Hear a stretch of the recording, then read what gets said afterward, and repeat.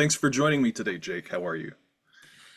No problem. I'm great. Thank you very much for inviting me again. The Gilgamesh to my Enkidu, my brother from another mother. We are going to be taking a dive into the dark side, if you will, when we discuss Pazuzu in pop culture, as well as the general misconceptions, and then tread into some territory with his arch nemesis, the dreaded goddess Lamashtu. Yes, that sounds perfect to me. So let's kick it off right. I've got a copy of Before the Muses. You have a copy of this book too. And on page 977, we have an interesting incantation that is titled "Do Not Enter the House I Enter." And it goes on to state, Pazuzu, son of Hanbu, was one of the rare Mesopotamian demons with a personal name and patronymic. This demon appears only in first millennium sources. So this spell that I'll be reading is quite fascinating.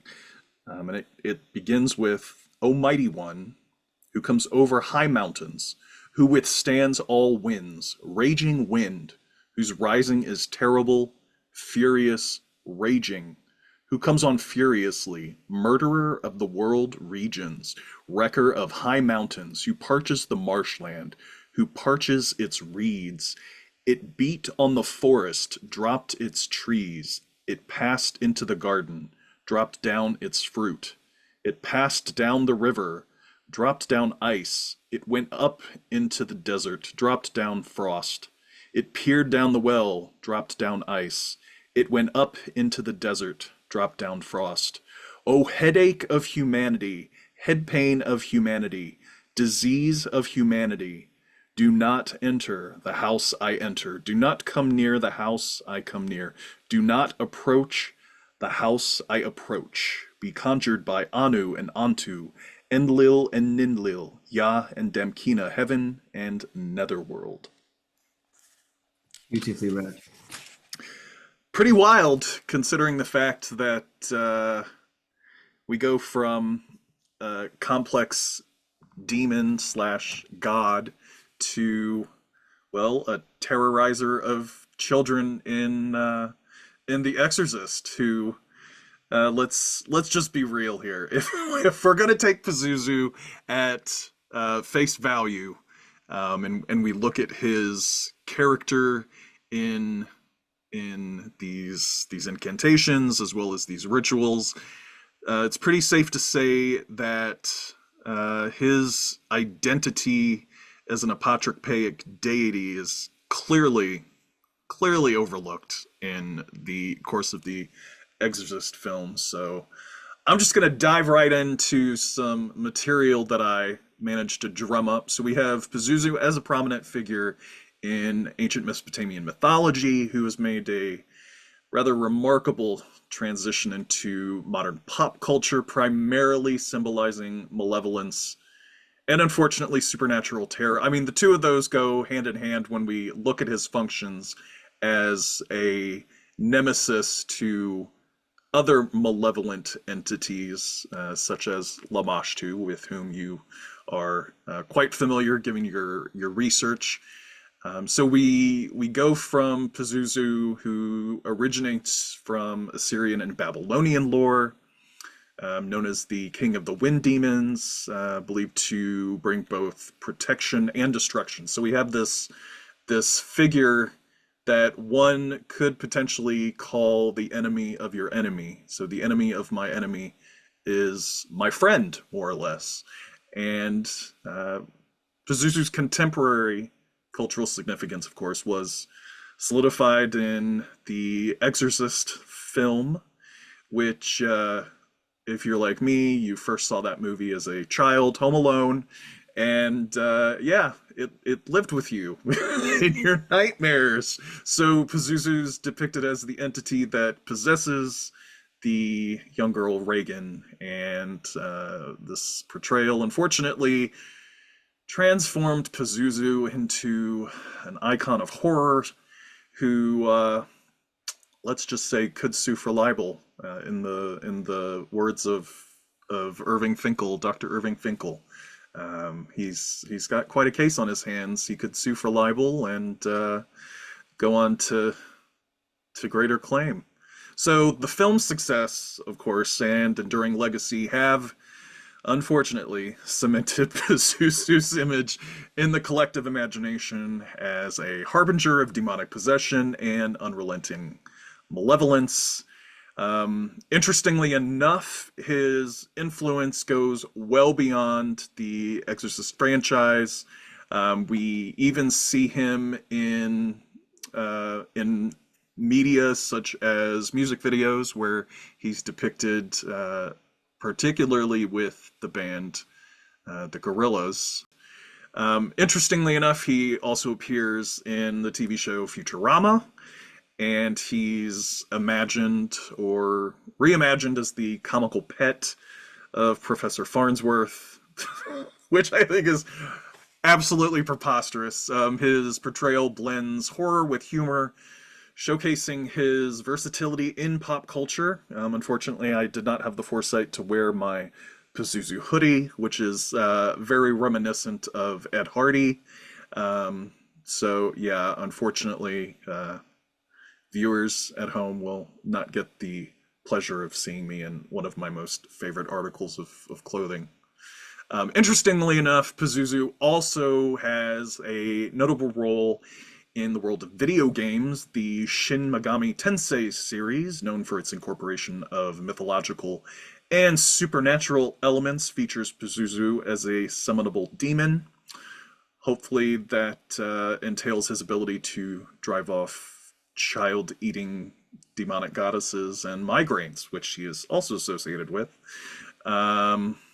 Pazuzu is referenced within the game's extensive mythological background of Assassin's Creed Origins, which adds to the depths of the game's historical and supernatural elements. Literature continues to draw on Pazuzu's mythological roots as he appears in various novels and comic books, also often symbolizing the ultimate antagonist that heroes must overcome. Those portrayals keep Pazuzu relevant, using his ominous legacy to explore themes of corruption, fear, and the supernatural. His depiction across different media often emphasizes its ancient and malevolent nature, and this portrayal taps into primal fears of possession and the unknown, resonating with audiences on a fundamental level. By blending ancient mythology with modern storytelling, Pazuzu's character is used to explore deep-seated fears and moral conflicts.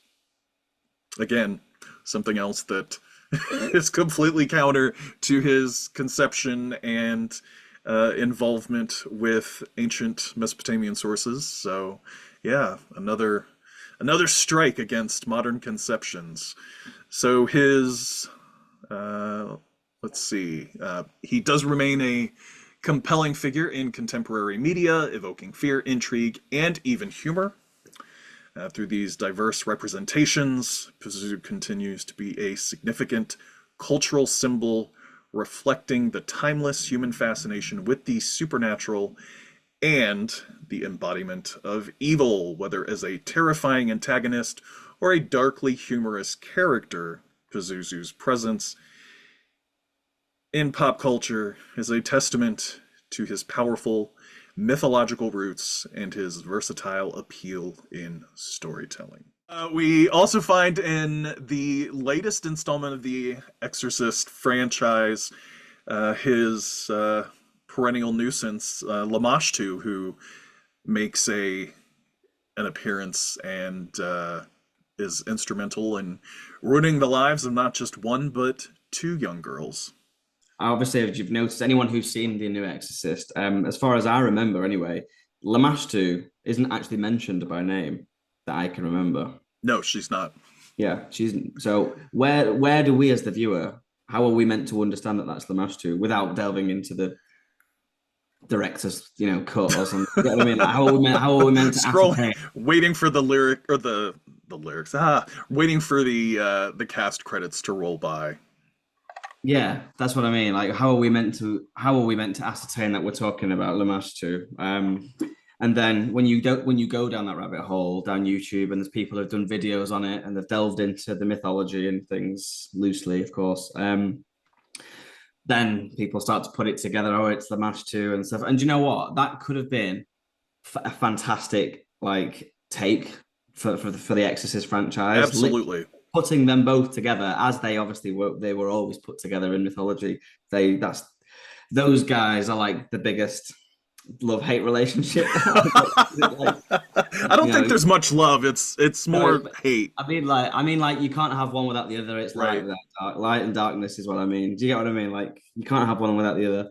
So the fact that they Lamashtu was involved is great, but the fact that they didn't mention her by name, they didn't have that little spin-off section in horror films where someone goes off and looks into the mythology of a demon and they open Yeah. a book and they're like, oh my god, there's their name. This is what they are, like Evil Dead kind of thing. You know, that would have been amazing. That would have been like I'm such a horror fan, and like as you said earlier, Exorcist was something I watched growing up or when I was young. I remember watching The Exorcist. Obviously terrified of her walking down the stairs like the crab and the head twizzling and the vomiting, and then obviously Scary Movie did their own version of it as well, which is great. um but no, Lamashtu for me is out of the two. Obviously these two beings, Pazuzu is something that, as you said, is unfortunately kind of overshadowed by modern media, and like it, I mean, the interpretation of Pazuzu has just kind of gone in a completely different direction now. Yeah. I'm pretty sure Pazuzu was in The Simpsons as well, who possessed Maggie on one of their treehouse of Yeah. Horrors. Yeah. Yeah. Yeah, but they did actually show the Pazuzu figurine. I'm pretty sure, like the Oh, actual and photography. in addition to The Simpsons, I don't know if you've seen the Ridley Scott film Legend, which came out in the early '80s. Featured Tom Cruise in one of his earliest roles, Tim Curry as Darkness. But in one of the scenes from the film, if you blink, you miss it. There is an effigy of Pazuzu who appears in shadow, and I saw the director's cut, and I thought, wait a minute, what was that? And I slowly rewound and like paused frame by frame, and I'm like, oh my god, it's our boy. It's our boy.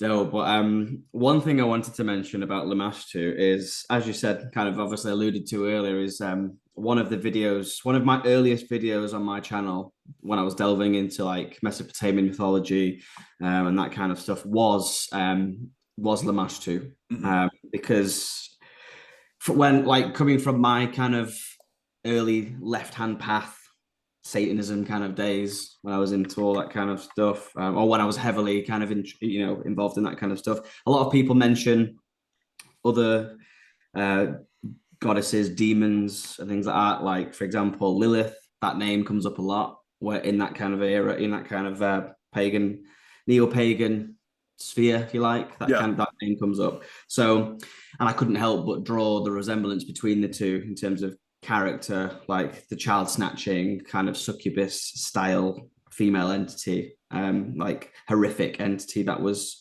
obviously a harbinger of peril and death for not only children but women and men as well. A lot of people don't really like to delve into the fact that she was also meant to drink the blood of men as well Yeah, as. and cause them to become impotent, which I find kind of counterproductive, counterintuitive when there are male occultists or polytheists or neo-pagans who align themselves with her and claim to venerate her. It's like, dude, It's a bit scary do you in know my what you're opinion. doing to yourself? Yeah, you know what? On a serious note, like it worries me a little bit. Obviously, as somebody like obviously ourselves who are very into that and very, we're practicing and things like that. So when you don't mess around with that kind of stuff, and when eventually in my life I'll want to start a family eventually, and I don't want that. I don't want to be invoking no child snatcher in my life. Do you know what I mean? I Yeah. have Pazuzu. Thanks to yourself,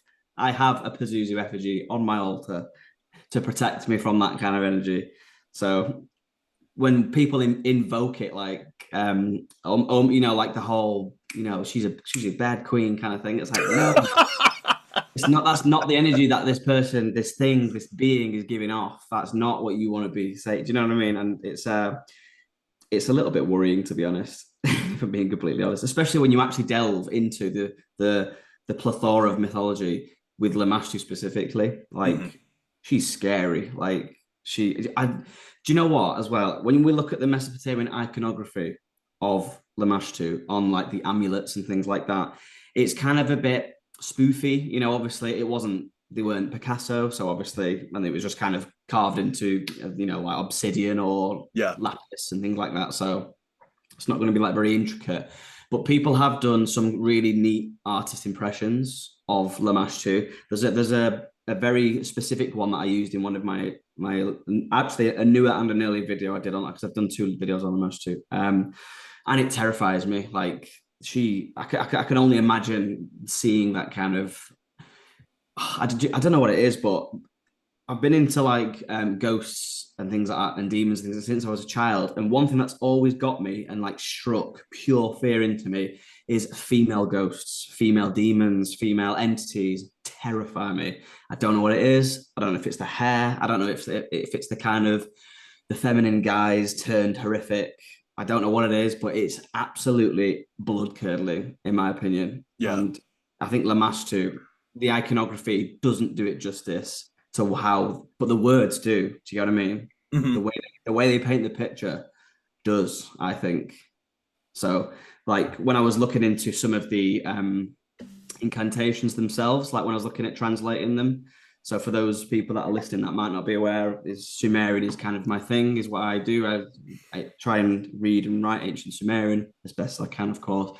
And one of the more interesting incantations, which I do have here as well to read, um, is it written in Sumerian. So as you said earlier, Pazuzu is, I believe, more of an Assyrian Babylonian era Hmm. kind of being. That's where we start to see the earliest kind of incantations and figurines mentions, whereas Lamashtu actually goes by a different name and goes all the way back to Sumer and is known as Dime, or the actual. It's kind of argued, but one of the pronunciations is Kamad or Kamadme. And the words Dime are scratched onto these amulets. So I'm just going to read this incantation out if you don't mind. I'll read it in Sumerian first, and then I'll read it in English. So we have Ene Nuru Dime Dumu Ana Mupada Dingareneke Ze Anachepa Zeki Achepa. So that translates to incantation, is literally what that first word means, just means like spell or incantation. Dime, daughter of Arn, chosen by name of the gods, be exercised in heaven, be exercised on earth. And we see that kind of phrasing, the one you read earlier, Hmm. like a kind of opposite translation or a similar translation. To exercise is to be conjured, like be conjured in heaven or be conjured on Right. earth. So you have that kind of, but you can translate it as exercised, be exercised in heaven, be exercised on earth. Because I think it kind of confuses me as a as an English speaker when we say, um, you know, be conjured in heaven, be conjured on earth. We don't want to conjure her. We're trying to exercise her. But I think it's contextual, isn't it? Like it's like a loose translation, I Yeah. suppose. Um, but no, so the fact that she goes all the way back to Sumer and we start to see these kind of, she's like the embodiment of chaos and peril and loss, unfortunately. Like infant mortality in Mesopotamia was a real thing. Obviously, it was a real worry. A lot of anxiety around childbirth and things like that. So her being like the kind of demoness that comes out of the thickets and swampy areas and the mountainous areas, which obviously surrounded them, like them Hmm. coming down. And there was obviously this kind of whole, um, let's say, ill-formed attitude towards those from the mountains, the people from the mountains, anyway. Which is Um, interesting because Pazuzu is a byproduct of the mountainous areas. I mean, if you look at the iconography that surrounds him, the Leonine features, it's it's remarkable in that he's very reminiscent of the Egyptian deity Bes, Mm. who has the same facial structure, same facial features. He was also used as, or petitioned, supplicated as an apotropaic deity to protect women and to protect children. So yeah, it's just these fascinating cross cultural elements, and I don't think that I'm mistaken when I say that Pazuzu was conceived as a foreign deity or a being who was brought in from an outside culture, outside pantheon. And we see this with the Gudians who invaded the region. We see this with the neighboring cultures, that also were at odds with the Sumerians, the Akkadians, the Babylonians, the Assyrians. I mean, everybody's got a hand in it, and this cross-cultural melting pot in the ancient Near East is definitely one that, is so complex and so deep, and you can't just study one thing without having to acknowledge another. I mean, again, we see that with Pazuzu and pop culture. Yeah, I totally agree. I think the kind of synchronicity of deities and beings as well really confuses like me. Like I would consider myself, and obviously someone like yourself who's written books and like you've delved into this topic like with a fine-tooth comb kind of thing.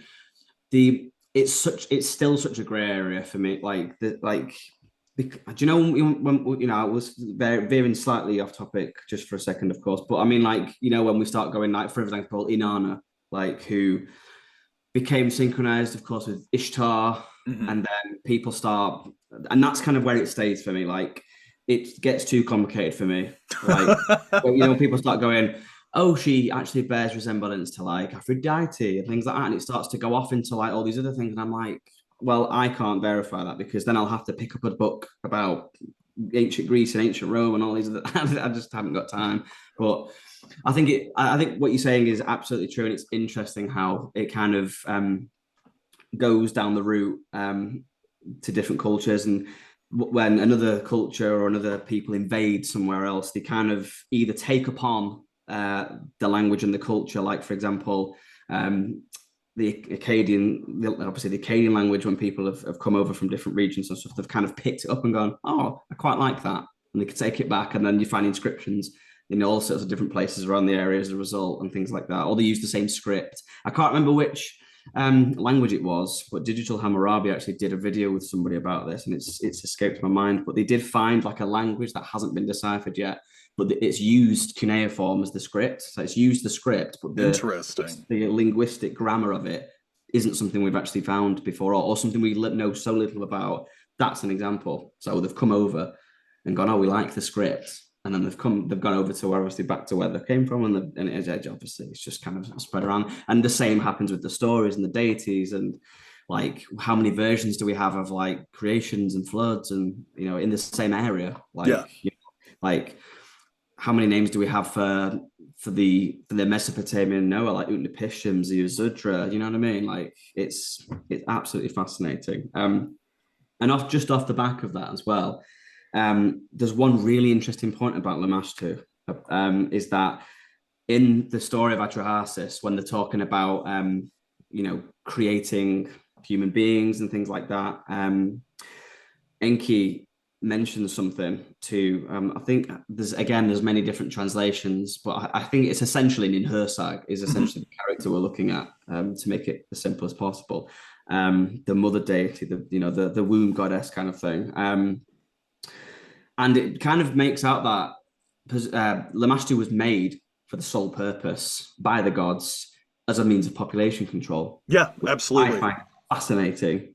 And that's absolutely fascinating to me because we have these incantations and things like that where people, are trying to the offering Lamashtu things as well. That brings me back to the amulets that I forgot to mention earlier. Is that we see items or offerings on the amulets like combs and spindles, because she was obviously seen as a feminine presence, so they would give her things that they deemed feminine and things like that to keep her at bay.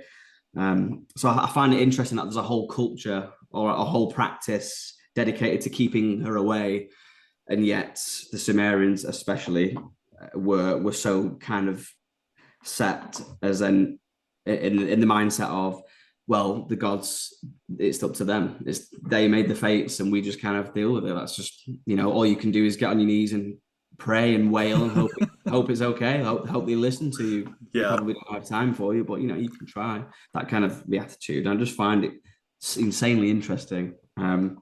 What do you think about that in particular? I think it certainly does speak to the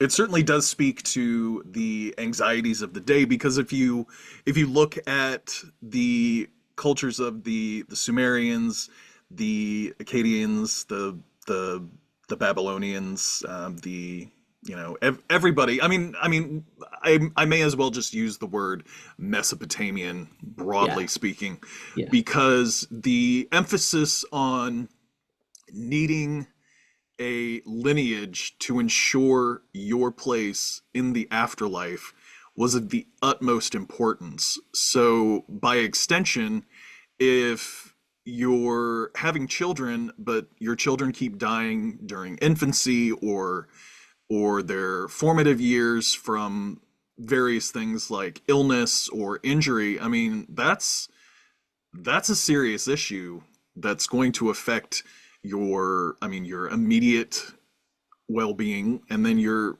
future well-being in the afterlife. Have as many babies as you can. yeah, yeah. Well, yeah.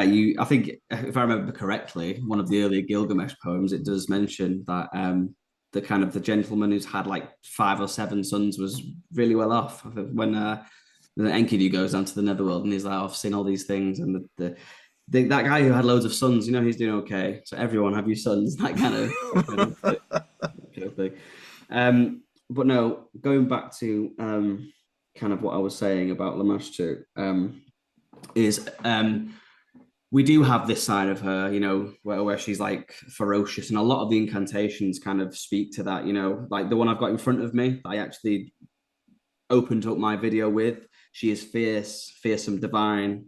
The daughter of Anu is a she-wolf. Among the Sassam grasses are her dwelling places.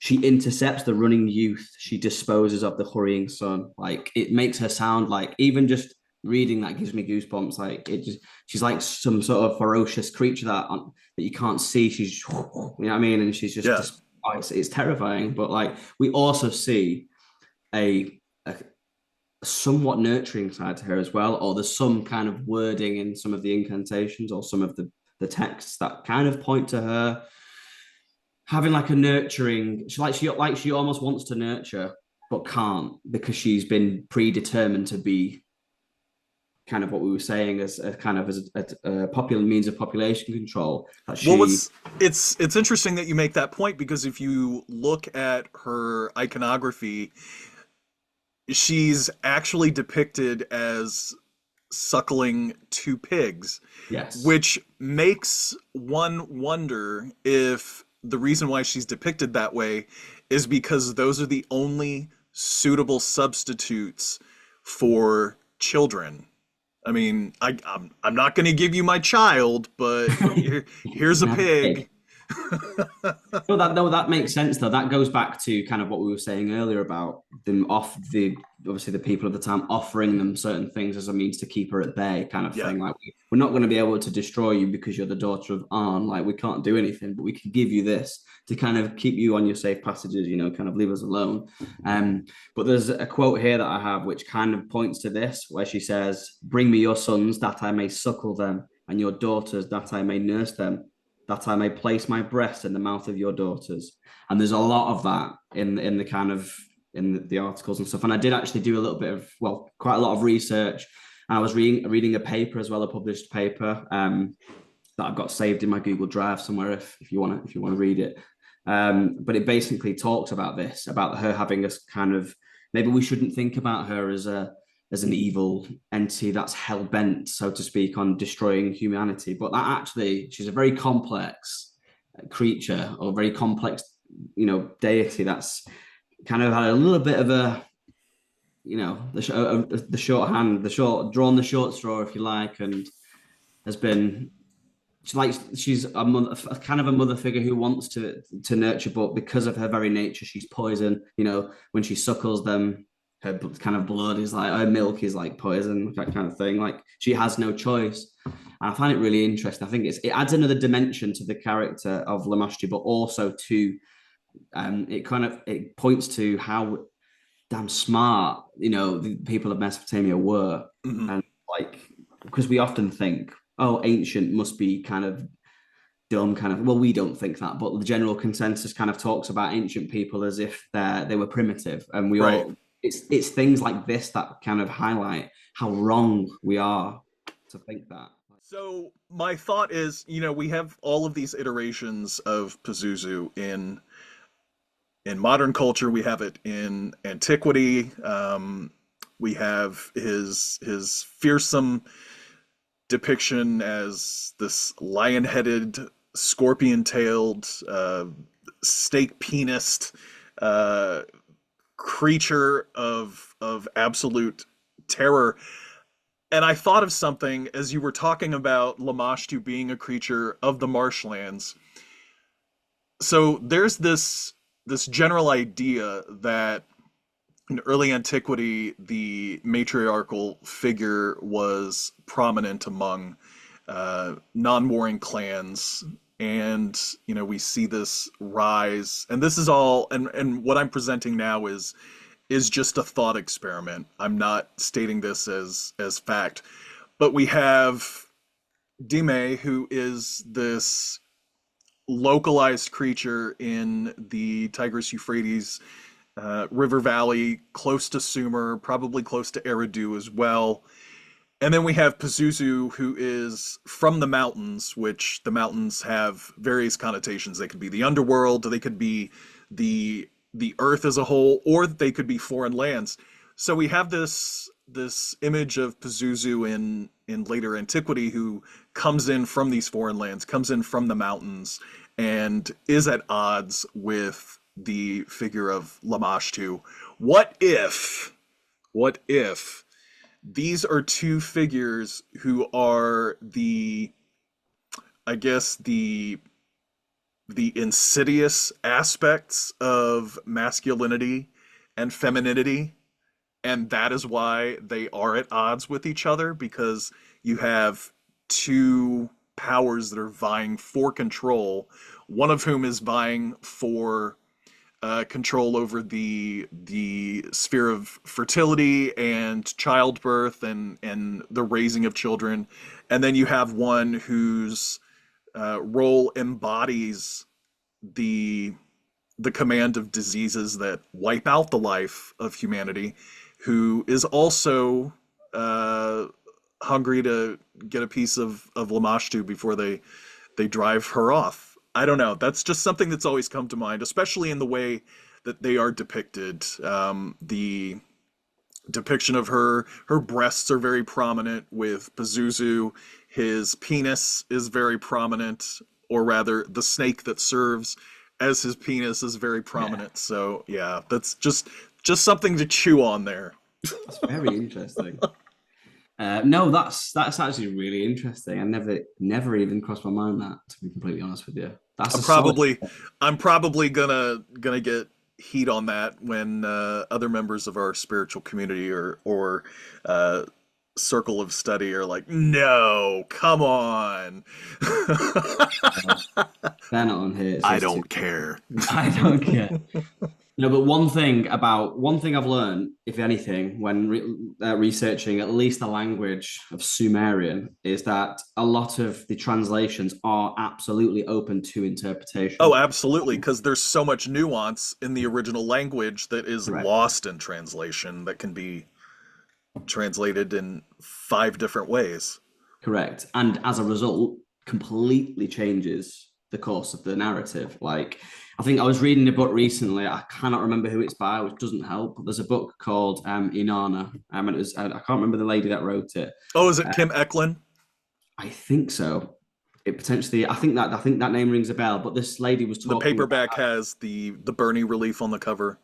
No, it's the one with the bird wings that I'm. She's got like bird wings, like they almost look like bird wings in Okay. that this iconography. Um, I think it might be this person, but basically they were saying how they worked with a particular Sumerian linguist or Sumerologist. It was Foxfog, I think. Um, yes, I think it was Foxfog, who has been instrumental to my learning of Sumerian, by the way. His obviously introduction to Sumerian grammar is very good. She worked with Foxfog, and she wrote a new version or a different version of one of Enheduanna's poems. I think it was the hymn to Inanna.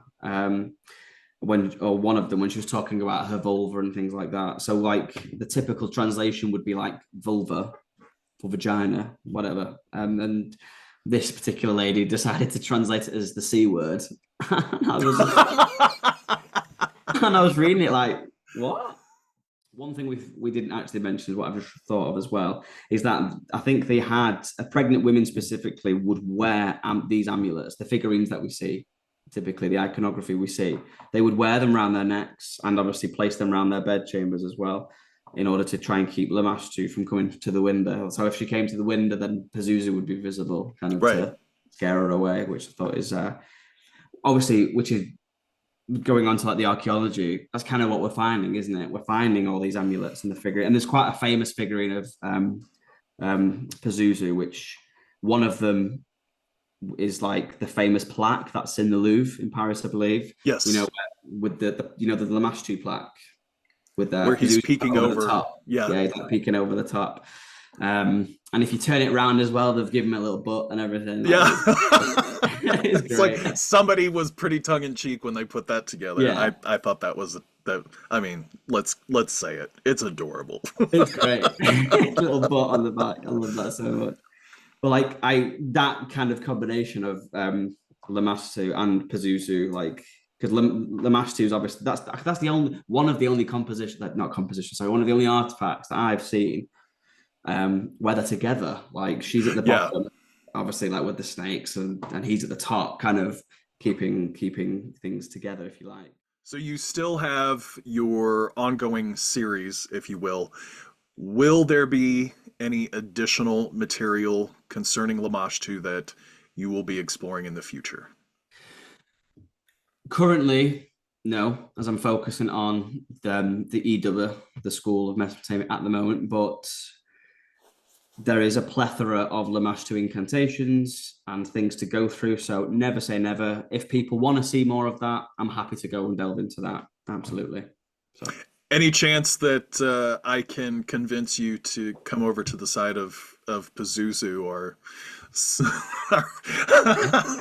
our winged serpent penised scorpion tailed magical monster of mayhem and mystery?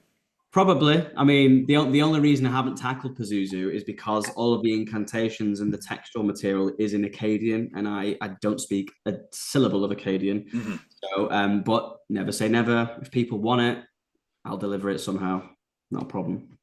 Awesome. Well, once again, Jake, it is always a pleasure to chat with you, see you face to face, and of course, interact with you on social media. I will certainly put the link to your YouTube channel as well as your other social media links, and catch you on the flip side.